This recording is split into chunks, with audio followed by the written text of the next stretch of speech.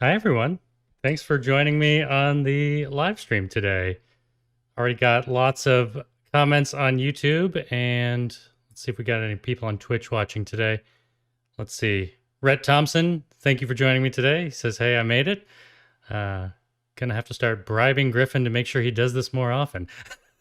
Well, hopefully you enjoyed today's live stream. There's a few things I want to do today. One is I want to test out this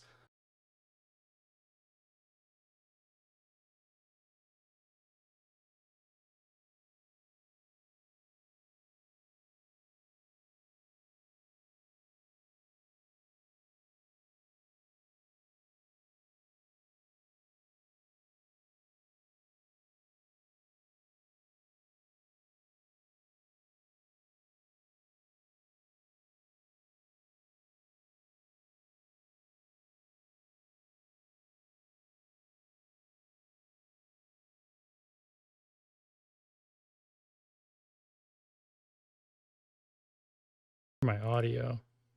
Can you hear me now? Oh, the audio cut when I switched cameras. Well, that's not great. I'm learning something new every time we do this. Thank you for helping me workshop this. Let's see. So Rick and Julio said my audio went down. Scott only said yes. Like, yes, it's back when I'm here. Huh.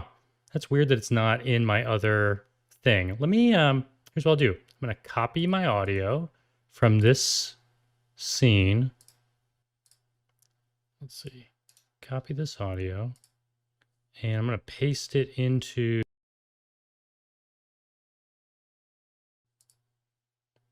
Yeah, you should be able to hear me here. Let's see. Can you hear me in this shot right now? We got Johnny Boz here on Twitch. Brett is on Facebook. Eric on Twitch says, yes, you can hear me. I don't know why. It really shouldn't have dropped out when I switched to this camera. Now I should switch to all my different scenes and see if they all... here, let's switch to this one.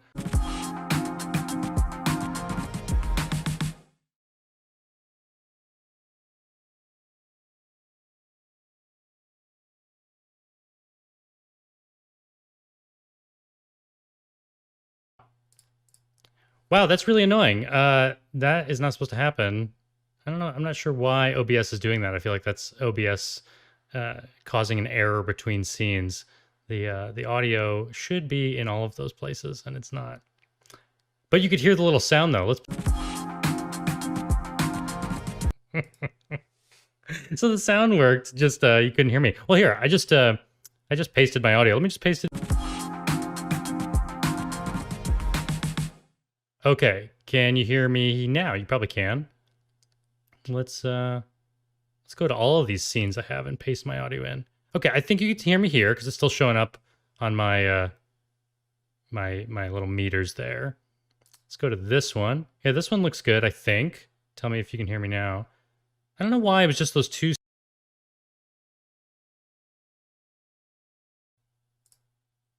Pasted. Okay, now this one should be good too. So one by one, I have to go through and correct all these things. See, this is why I'm doing this, to learn exactly what I'm doing wrong in OBS. But hopefully you like all my little graphics I made. And the other thing I have working well today is, let's see, maybe I can bring this up on this computer. I have my Restream chat going where I could see everyone in one feed. I got all my YouTube comments coming in, Twitch comments coming in. Yeah. I wasn't sure last week if I could make this work. I mean, I knew this existed, this product in Restream, the service that I'm using to stream to Twitch and YouTube and Facebook and Twitter at the same time. I knew it could bring all these things in. I wasn't sure if it was compatible with like setting up an event in advance, but it seems like it is. So that's good. All right. So the thing we really want to talk about today is this little mixer. And I want to show you some of the things I've discovered with it, some of its capabilities, and then later in the episode, we will, I'll take more of your questions. I want to play a little video that I have of Nick. Nick actually helped me set something up, and we're going to test out I want to test out let's go to it. I want to test out the wireless streaming capability of the GH5 Mark II. It can stream directly to a service like Twitch, I think, or YouTube at least. It could definitely go to an RTMP server. And I've actually set up an RTMP server on my computer so that I can stream it into this broadcast. And so we'll test that out as well today. So as we're going, if you have any questions about this this FEELWORLD mixer, let me know. But I showed this off in the last episode. This thing has a USB port on the side, some audio in and out on the side. It also has a LAN port. You can actually control this thing with some software that you can download, which I haven't needed to do. And also, it can output through USB as a webcam. So this thing can be a webcam. You don't actually need like a cam link, an Elgato cam link to get this into a computer. But I prefer the HDMI setup. And we'll also talk today about why I'm using, let's see if I can cut to this. Oh, here it is. Oh, wait, already on this camera. I actually have two cam links here that I'm working with today. And that was something I wanted to test out too, if this computer could handle two, because I know not all computer setups can. And so we'll talk about why this one may be working okay and how I'm able to use both at the same time. Let's see, let's take a look at this. And one of the things I want to show you real quick, let me see if I can go to this screen. Yeah. Let's see if I can do this live. This mixer can have different outputs over HDMI. This is what I kind of love about it, that you can choose different outputs that can go out over the screen or over HDMI or over USB. They can all be showing a different thing, which I think is kind of interesting. So over HDMI right now, it's showing, and you'll notice this is a touch screen as well. You can also control this with this little controller knob. But I can change this output from program to preview. Let me do that again. I was already on it. Preview. And now I get a feed that is all the cameras at once, which is pretty cool. So you could be going in through USB as a webcam and output the program, and that's what everyone on OBS sees. And then if I wanted, I could hook up this HDMI out to a TV, and you could see this cool feed on a TV. Or you also can change the screen itself. Let's see, where is that? If I remember where it is. Maybe it's not in here. I don't remember where it is. All I know is the screen can also be just one camera if you want it to be. Although there's really no point to that. I kind of want to see all the feeds right here. So let me turn that back to just program on HDMI.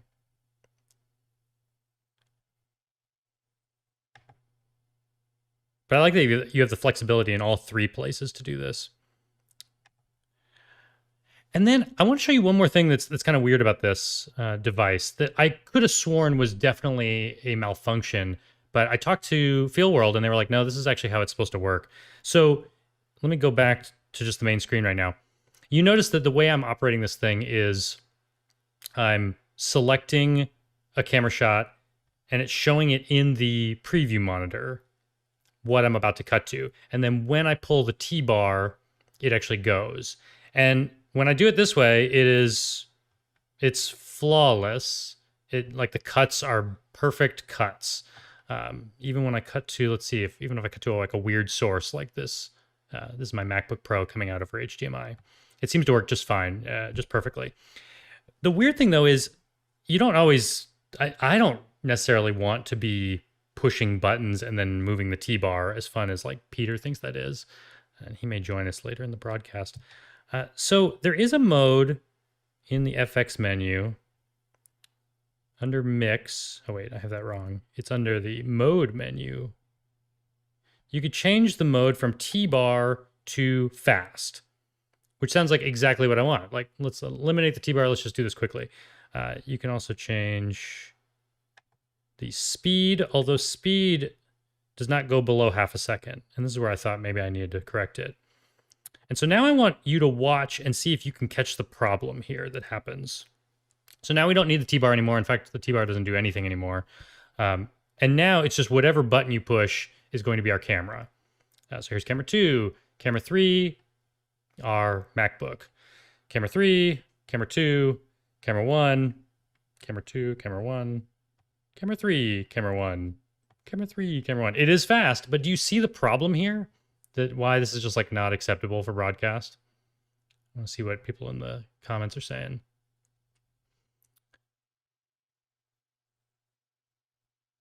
Let's see. Griffin Harrington is here on Facebook and says, "What? This switcher looks sick." I know. So this is I should tell you like how much this thing costs. And I am reviewing this for FeelWorld. They sent this to me for free. This is they sell this thing for $540, which like all filmmaking equipment is expensive, but for what it gives you, a switcher plus like a webcam output, like so you don't need a cam link necessarily, and the fact that it's just a monitor. Like part of me, this is way too expensive for this use case, but part of me just wants to hook this up to like my PlayStation and my Nintendo Switch and anything I have going in my projector, so that I actually can have like preview it. Like I can tell like, okay, the PlayStation's on like before my projector's ever on. This would be a stupid over or underuse of this device, but I do think there's something valuable to like being able to see what you're cutting to before you cut to it. Let's see. So yeah, Vettel Egan on YouTube notices the glitches that were happening. Let's see that again. They're only like 1 or 2 frames long. There you go. You can see it maybe. I could see them. I wonder how well they render over the live stream. But yeah, these horrible little flashes, these glitches that happen between frames. And so surely I thought I have the settings all wrong. Let me just contact FeelWorld. But when I talked to them, they were like, no, that's actually kind of what that's supposed to do in that mode. I guess fast switching is kind of like when you plug something into HDMI, you know, like, or when you switch inputs on your TV, it's not a clean click from one to the next. And so let me go back into T-bar mode. I'm guessing that the way this thing works is pretty bad at navigating this menu. If I change the mode from fast to T-bar, I'm guessing that the way this thing works is that when you load... Oh. I did that thing that I was trying to do earlier that I couldn't even find in the menus. I've managed to change my monitor to just the main feed. Let me see if I can figure out how to go back and do that. How did I do it? Maybe it was on input. Nope. And it's funny because all of you were watching and probably saw it happen and were like, well, I know exactly where that is. Now I don't know where it is.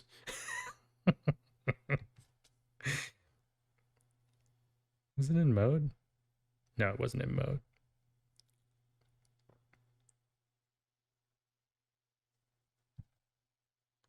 Let's see. It's not an input. It's not... Oh, it is. It is in HDMI. Under HDMI, there's the output and there's LCD. Yeah, you can change LCD to preview. There you go. Okay, so we're back to all of our cameras here. And am I back in the right mode? I am discovering I probably like controlling this thing more with the dial than the touchscreen. The touchscreen, my fingers seem to be too big, or it's tiny things to touch. Okay, so we're back into T-bar mode. And when I'm in T-bar mode, it loads your shot into the preview. And it seems like, actually, it is kind of glitchy when it loads into preview. But then once it's loaded, it's a perfectly clean cut every time. So I guess that's just the way this thing is designed. So you pretty much do have to be using the T-bar to get a clean output for broadcast.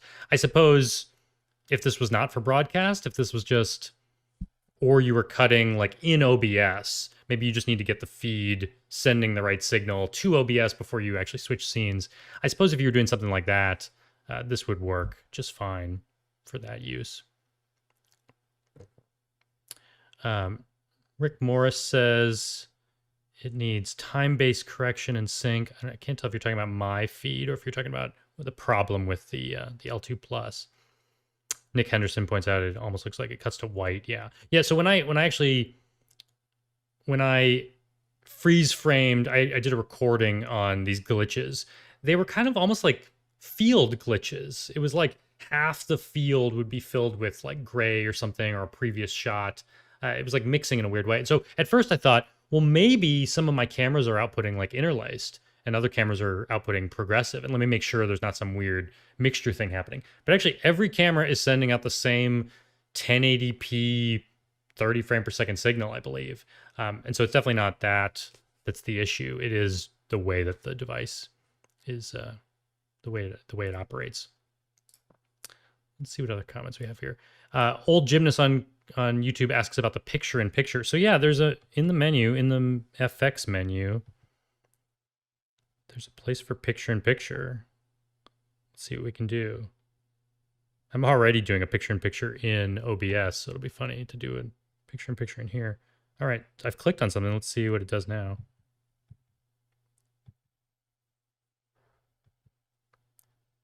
I also can't figure out the cleanest way to get out of the menu. It's like sometimes the menu button does it. Oh, okay, so I've added, by adding,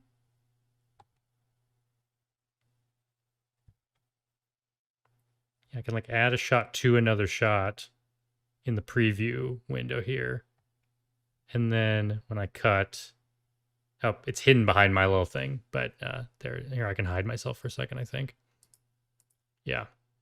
So yeah, just a basic picture-in-picture effect can be achieved in this thing itself, which would be really fun if you just want to plug this thing into Zoom and do a Zoom call, and you don't want to have to build all these special effects in OBS, which is what I've done. If you just want this thing to be a webcam and go right into Zoom or right into OBS and not have to add anything on top of it, you could do some picture-in-picture effects built in. Let's see. Although now that I'm in picture-in-picture mode is confusing because like I barely know what I'm touching here. Let's turn that off. Let's see what other special effects this thing has. Well, let's look at the basic mixes. So, well, let's see now that I'm, yeah. Oh, and I can mix while I'm in the menu, I guess. Or wait, can I? Yeah. So we have cut, fade, and then all these, like, let's do a wipe here. I'll show you the fade in a second. They look good too. I've never tried the wipes. Oop. Oh, and I bet it goes with the speed of the T-bar. Yeah. Interesting. That's kind of fun. Although I got this question on YouTube the other day, like, you know, do you use dissolves or cuts? And it's like, I just like cuts all the time in my work. I cannot actually imagine using this effect. I'm also realizing if I'm going to have this shot over here, this camera I actually have I'm outputting my all my info display. I should at least point it at something interesting instead of just having it hang out in the corner by itself. Okay. It's our weird like microphone angle.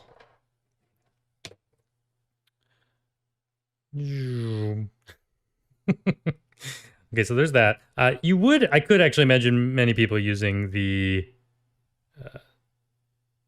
fade. So let's do that. Am I already in it? Can I just fade now? Yeah. Okay, so I don't even have to leave this menu to play around with these. What's this one? Like a zoom in? Or it's like a wipe from the center, yeah. All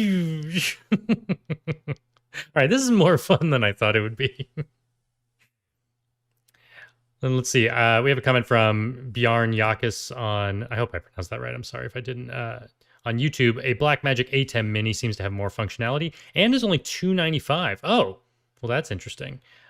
Pretty cheap. I'm guessing the Blackmagic A10 Mini does not have built-in monitors, though. So tell me if that's the case. Ethan Thompson is wondering, do they sell their gear on AliExpress as well? I don't know. I bought this. They encouraged me to buy this on Amazon. This is actually something some companies have done before when they ask me to review something. I think they know it's just easier for Amazon to fulfill it, especially in the United States if they're a Chinese company. So rather than like shipping it to me from China, they're like, can you just buy it and then we'll just reimburse you? And it's like, yeah, fine. So that's how I got it. Yeah, Clay Bittner on YouTube says, you're correct. No built-in monitor for the ATEMs. But I'm sure it's more powerful. I've only heard great things about the Blackmagic products. But that's good to know. If you just need an out-of-the-box thing with monitors built in, this is an interesting product. It also has a fan inside, which you probably can't hear because I turned it down to level 1. It's a little bit warm, but I think it's doing just fine. Let's see what other effects we have here. We got some wipes. What is this one? Just lines? Let's see what lines does. Oh, it's just like doors opening.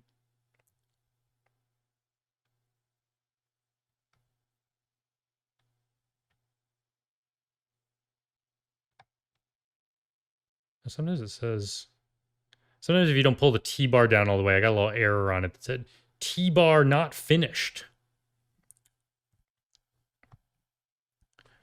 Okay. Let's see what other effects there are.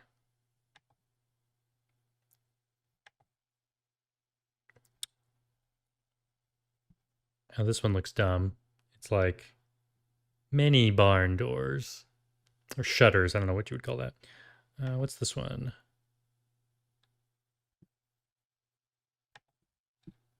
Ooh, a circle.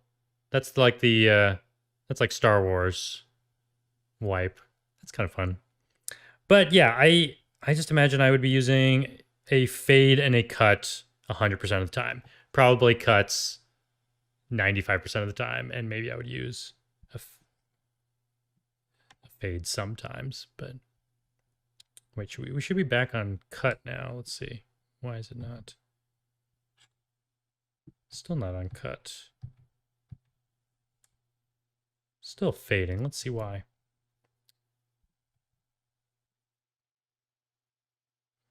I think maybe it just didn't take. Let's see. There you go. So this seems to be the mode for me. I guess I wish that I could do that fast mode because I would just like the fast switching a lot. But this is how I had it set up for the last feed. And it works to just cut with the T-bar. Just back and forth like this. And I guess if you only had 2 cameras, then you're not even having to do the button mashing. Just use the T-bar. All right, so let's see what comments I missed. I'm not seeing many comments on Twitch. Let's see. That's just because they were all at the beginning. And there are more of you on YouTube. Let's see. How many people? Looks like we got around about 30 people watching on YouTube. There's always lots of comments on YouTube.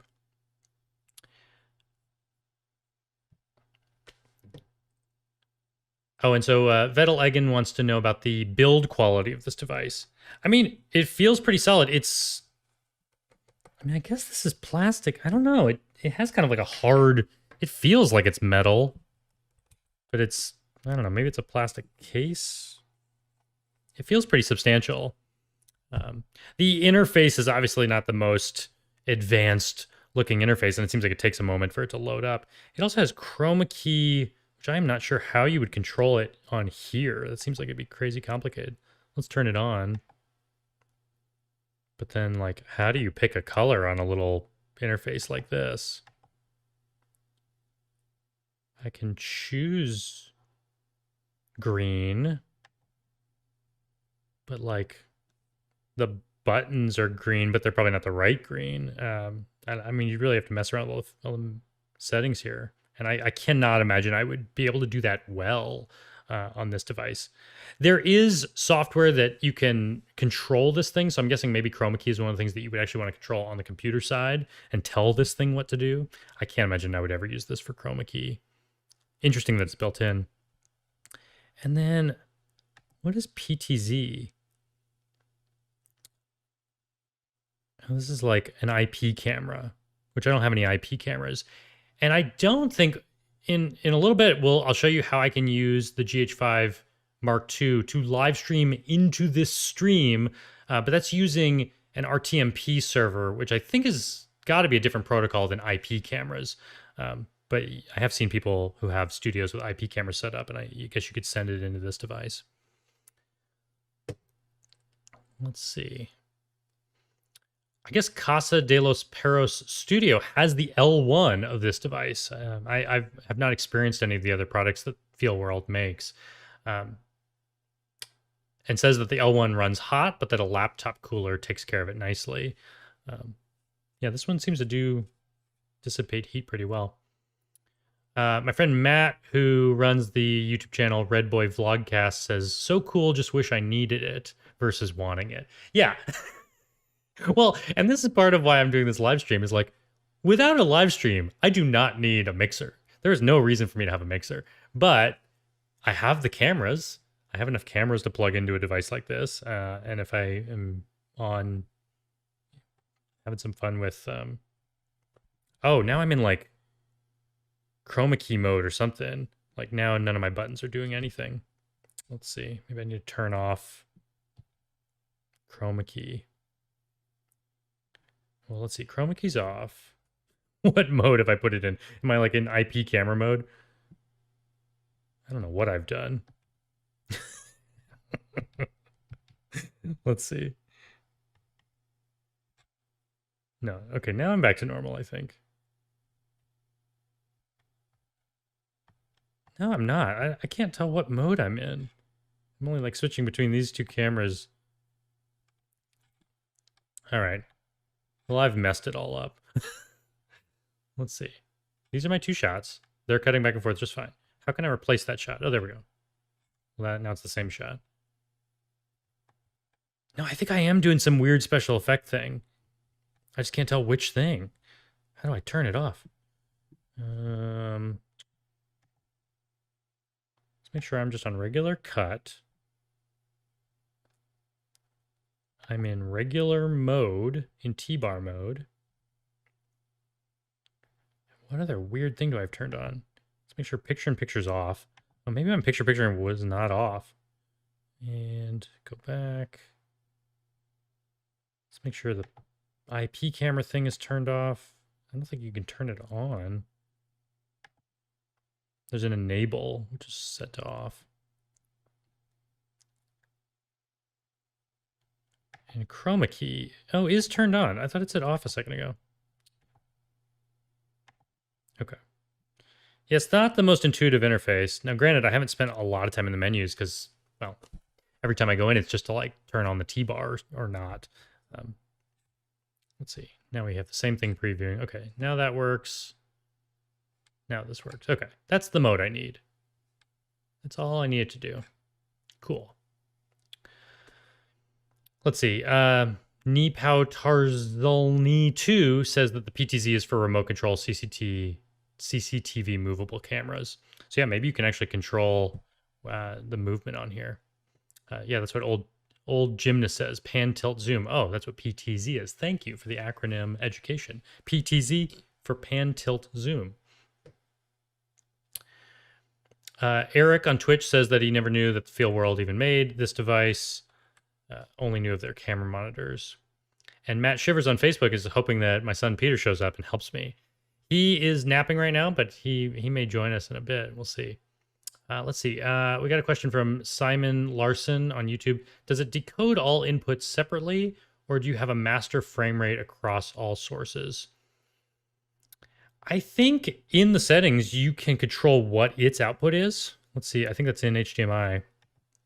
So it says my format is 1080 30p. So maybe I don't know if I can send like 4K signals to this thing. I mean, we could try it real quick. Let's just change like my upper camera, this one right here. I'll reach up, or rather, let's do it on the camera that you can actually see the settings on. Let's see, it's this one. So this one, let's go into the menu. Yeah, you should be able to see the menu here. And Go to our HDMI output. There it is. So right now this is a 4K camera shooting in 4K 30 mode, but I have it down converting to 1080p. And let's see what happens. It's definitely going to cut off when I do this. But let's change it to 4K 30. There it goes. Will it come back? Let me switch away from it. You can see it's still just gone. It's possible that this device just doesn't accept a 4K signal.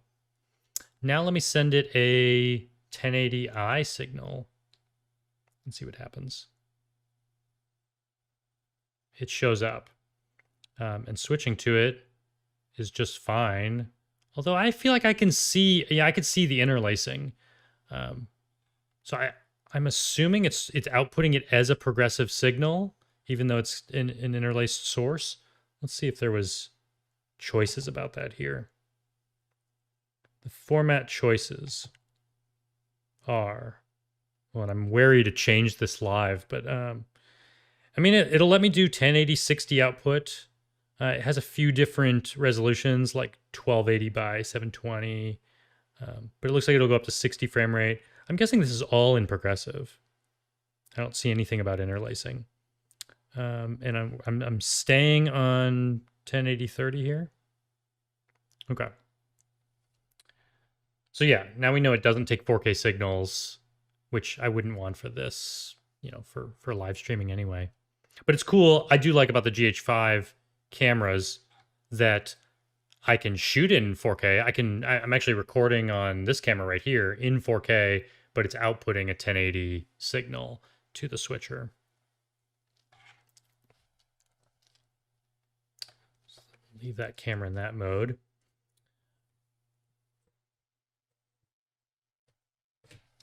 Oh yeah, even Eric on Twitch could see the interlacing happening on that camera.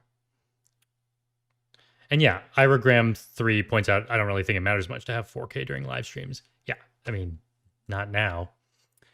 So I still want to do some live streaming directly from the GH5 Mark II, which we'll do in a few minutes. But first, as long as you're all here, active in the comments, let's play this little... we'll do a trivia game that I have here. I guess I'll go back to this screen. So I came up with a few questions. Maybe you'll learn something today if you haven't heard some of these terms before. I was on a set recently shooting something, and one of my coworkers used a term that I had never heard before, because really I don't have experience on big film sets working with electricians and, you know, all the different people. I've generally worked alone as a documentary filmmaker, or I've worked in television, so a lot of my lingo knowledge comes from television. So I'll give you some of that, but also the first question is just the one that I didn't know. So you can just answer these in the comments. There's no prize or anything. I just want to see what you know, and maybe you could teach me something too, like that acronym earlier, PTZ. So the first question I have is the word that I didn't know. On a film set, what is a stinger? My coworker was like, "Grab a stinger for me." And I was like, I don't know what that means. I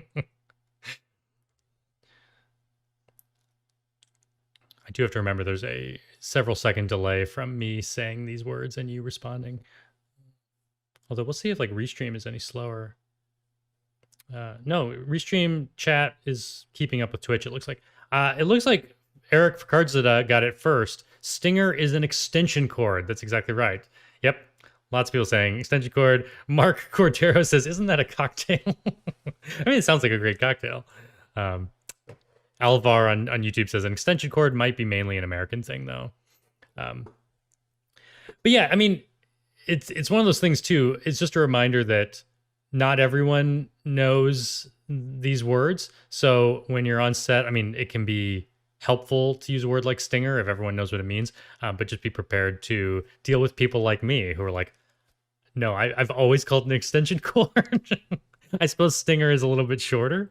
All right, our next question. There'll be 8 questions. This is question number 2. What does the acronym SOT, S-O-T, stand for?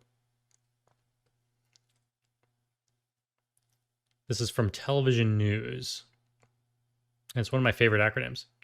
Eric's got it again. Man, I might have to keep score for him. He's got two two of these right.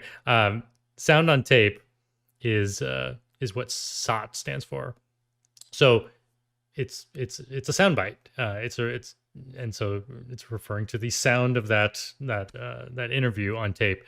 And of course, we're not recording the tape anymore, but I still like the acronym SOT just because it's nice and short. So that's what I like to. I'll call my file names that when I'm organizing my footage. Quinlan Conroy is wondering if it means sloppy on tap. Not sure what that means. Also, living with MS in Tenerife on YouTube made a really good joke about the last question and said, "Come on, get a grip." If I just had a grip on set working for me, I would know, or he would know, or she would know what a stinger is. I don't need to know what a stinger is. And Eric points out that he pays attention in class because he's got both these right so far. Let's see. Question number 3. What is overcranking? And we'll see if Eric just has the fastest connection speed. He's hearing all the questions first.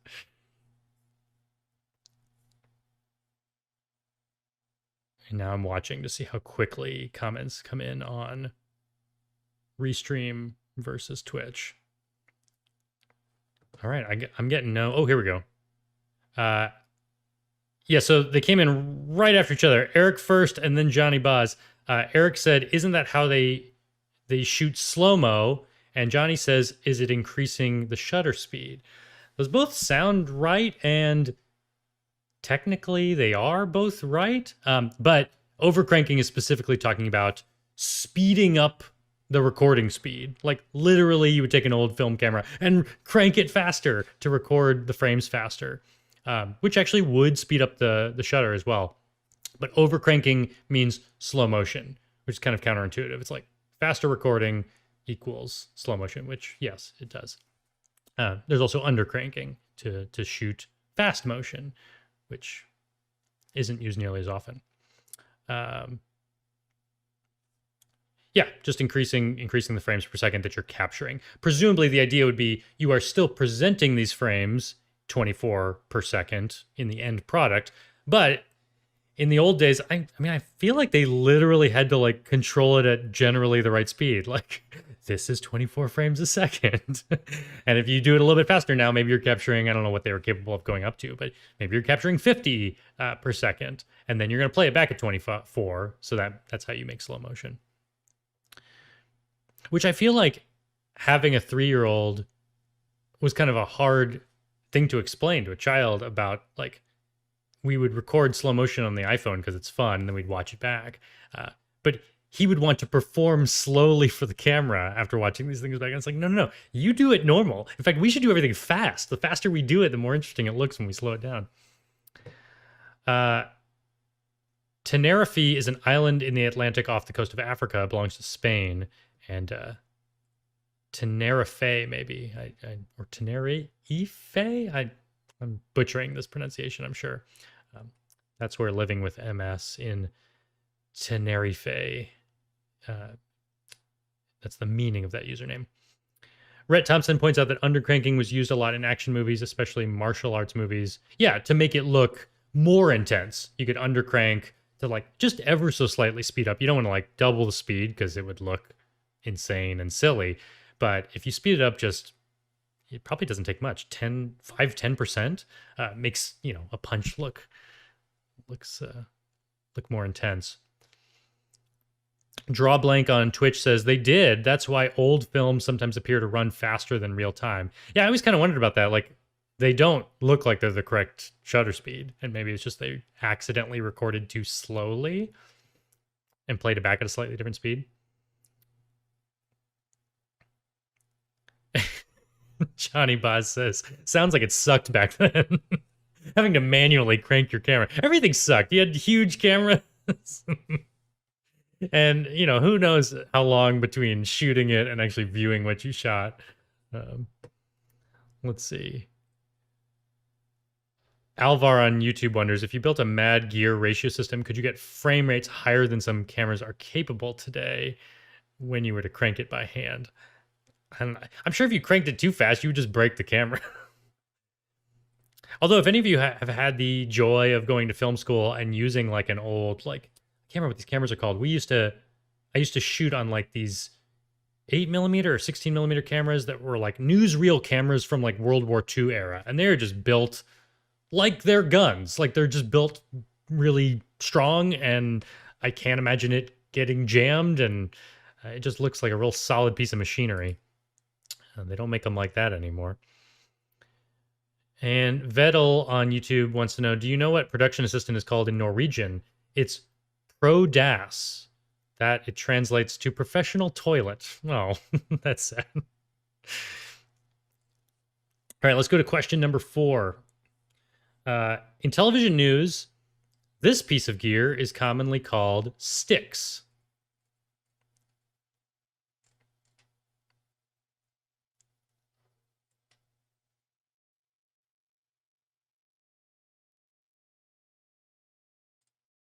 Sticks. Yep, Eric's got it again. I think Eric is 4 for 4 here.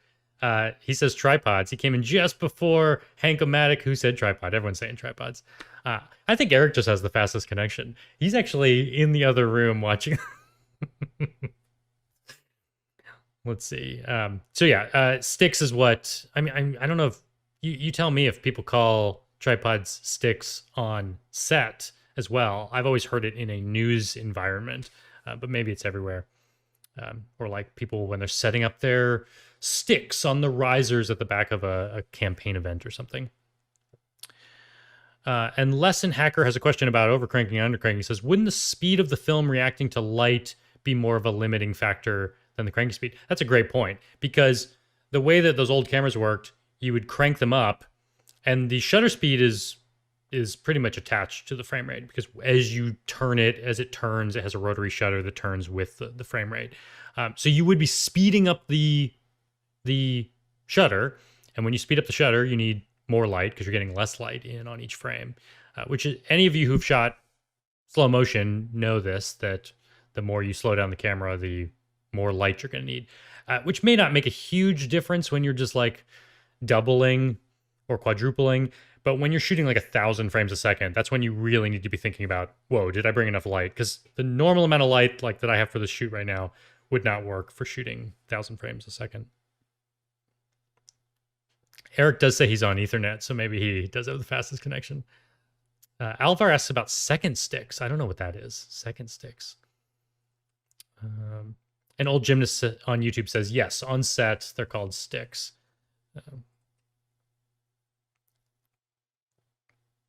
All right, let's go to question number 5 of 8. Number 5. Generally, the word pan means a movement like this, horizontally, although you hear people use it to mean all sorts of movement. Pan up, pan down. But if you were going to move the camera in this direction, what would you call it? If you were angling the camera upward or angling the camera downward. Draw Blank also points out that Eric has the greatest advantage, or at least a better advantage than Draw Blank on Twitch, because Draw Blank is in a different country. What country are you in? Or a different continent, actually, yeah. Let's see. Ooh, Hank-O-Matic for the win on this one. Hank-O-Matic says tilt, followed by many people saying tilt. So finally someone broke the reign of Eric Picardzada on Twitch. Thank you, Hank, for saying tilt. Yeah, this is just like a pet peeve of mine I had to throw in here. I know like non-film people maybe don't know this, but like this is a pan, this is a tilt. And generally, I believe a pan and a tilt are referring to movements that are locked on sticks or a tripod. Once you are moving, now it's a dolly move or a crane shot or a tracking shot. There's different words you can use to describe it. But it always bothers me when someone says like, could you just pan up or like pan down the hall, or like, I don't know. It really shouldn't bother me, because clearly they just mean move the camera, and like you can be smart enough to figure out what they mean. I don't know if it bothers anyone else like that. Yeah, Alvar on YouTube says, to a client, everything is a pan. But even like, I mean, I think I've had bosses in television news that would use that phrase. And ultimately, like, no communication has fallen apart there. It's really fine when someone says like pan up. Yeah, unless you want me to like turn the camera this way. um, Eric does say he missed the second half of the last question. That maybe that's why he and Hank says he unplugged Eric's Ethernet to win that one. I love that they're essentially communicating with each other right now. Let me pull up the feed because they actually shouldn't even be able to see each other. Oh, I'm not on that. Like Hank is on YouTube and Eric is on Twitch. I can see both of them, but it sounds like they're like volleying back and forth here. I should just leave the